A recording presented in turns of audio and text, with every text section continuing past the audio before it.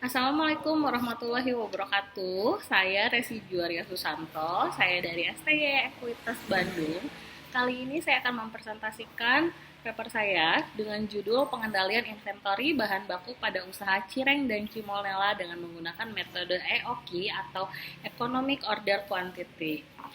Nah, di sini saya akan memaparkan yang pertama, setiap usaha itu pasti menjalankan proses produksinya. Bagaimana terbentuknya suatu barang, proses produksi yang baik. Di masa sekarang banyak sekali terbentuknya suatu usaha atau bisnis atau yang biasa disebut dengan UMKM. Bisnis di kala pandemi ini banyak sekali orang membuka usahanya itu di bidang usaha kuliner atau makanan, di mana di sini tuh usaha kuliner adalah usaha yang mudah untuk dijalankan. Akan tetapi setiap usaha pasti memiliki perhitungan untuk persediaan bahan bakunya. Persediaan juga harus memiliki kontrol yang baik agar bahan baku yang diperoleh akan digunakan untuk memiliki kualitas yang masih baik dan layak pakai. Apabila kontrol terhadap persediaan bahan baku tidak baik, maka hasilnya juga pasti tidak akan baik. Oleh karena itu, yang namanya bahan baku memang sebaiknya dipersiapkan dan diperhitungkan secara layak dan baik juga. Nah, di sini UMKM yang dipilih yaitu untuk penelitian ini berupa Cireng dan Cimolnela. Usaha ini juga termasuk usaha yang mudah dijalankan dan produknya sering dicari oleh konsumen sebagai camilan sehari-hari. Akan tetapi untuk pembuatan produk kuantitasnya tidak jelas perharinya, di mana usaha tersebut memiliki kendala berupa pengendalian persediaan, di mana ketika dalam masa pandemi pemilik usaha itu mempunyai keinginan bagaimana agar tidak terlalu sering bertemu dengan supplier gitu, dengan banyaknya kekhawatiran yang ada, dan dikhawatirkan juga akan merubah kualitas untuk produknya.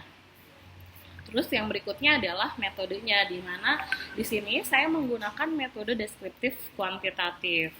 Untuk hasil dan pembahasannya, dengan perhitungan yang sudah dilakukan sebelumnya, yaitu dengan optimasi pengendalian persediaan yang dapat ditetapkan oleh perusahaan, dengan menggunakan metode Economic Order Quantity atau EOQ, lalu ada juga safety stock, dan yang terakhir yaitu reorder point.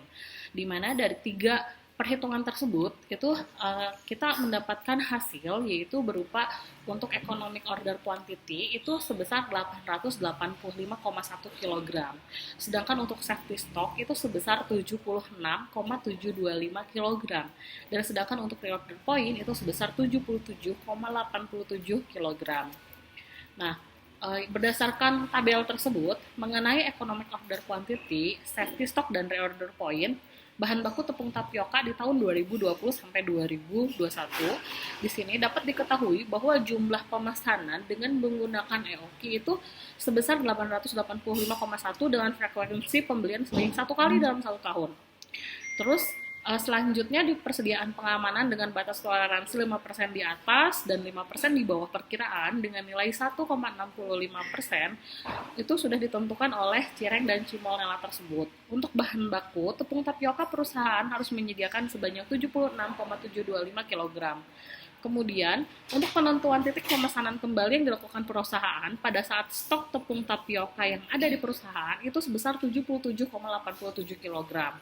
Economic order quantity, safety stock, dan reorder point di sini merupakan hal yang sangat berkaitan untuk dapat mengetahui kuantitas pemesanan yang paling optimal. Lalu, untuk simpulannya, di sini berdasarkan hasil perhitungan dengan menggunakan metode EOQ, perusahaan mampu menyediakan persediaan lebih optimal dibandingkan dengan menggunakan kebijakan perusahaan tersebut. Dengan menggunakan metode EOQ, perusahaan melakukan 3 kali pemesanan dalam setahun, dengan jumlah pemesanan sebanyak 885,1 kg untuk sekali pesan. Sementara, pembelian bahan baku sebelum menggunakan metode EOQ dilakukan setiap bulan. Nah, di sini semoga pemaparan ini akan memperkaya informasi mengenai persediaan dalam proses produksi di bidang usaha kuliner. Sampai di sini pemaparan saya. Sekian dari saya. Terima kasih. Sampai jumpa.